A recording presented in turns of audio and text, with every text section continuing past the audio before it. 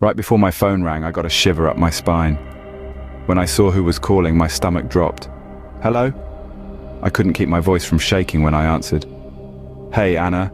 It was Duke, my husband's boss, who had never called me before. James is on his way to the hospital, he blurted out. What happened? I gasped.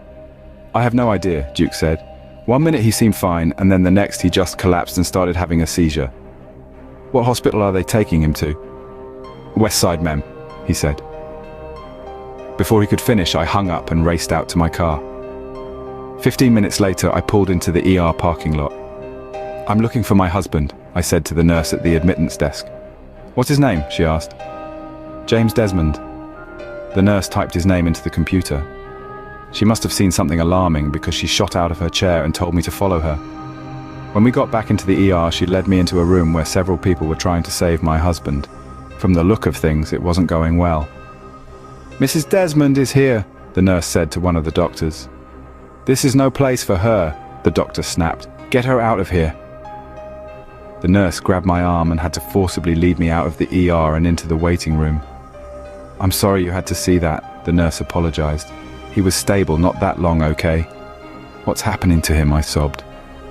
Someone will be out to talk to you shortly, she said. Is there anything I get you in the meantime? Anyone you need to call? Her question made me think about my teenage son and daughter who were both in school. No, thank you, I said, then proceeded to wait. 30 minutes later, a doctor came out and took me into the family room, where he told me that they weren't able to save my husband. When I asked him what happened, he told me they weren't 100% sure, and that I'd have to wait for the autopsy. Numb, I drove myself home and sat at the kitchen table until my kids, Connor and Amy, came home. Sit down, I said to them. I need to talk to you. They both sat across the table from me. Is this about Dad? Amy asked. I nodded, certain she could read the grief on my face. You should be glad he's gone after what he did to you, Connor sneered. That's no way to talk about your father. I snapped. A second later, I decided I needed a drink, so I got up and went over to the liquor cabinet where I grabbed my husband's favorite bottle of whiskey. Don't drink that, Amy said. Why not? Because that's the bottle we put the antifreeze in, Connor replied.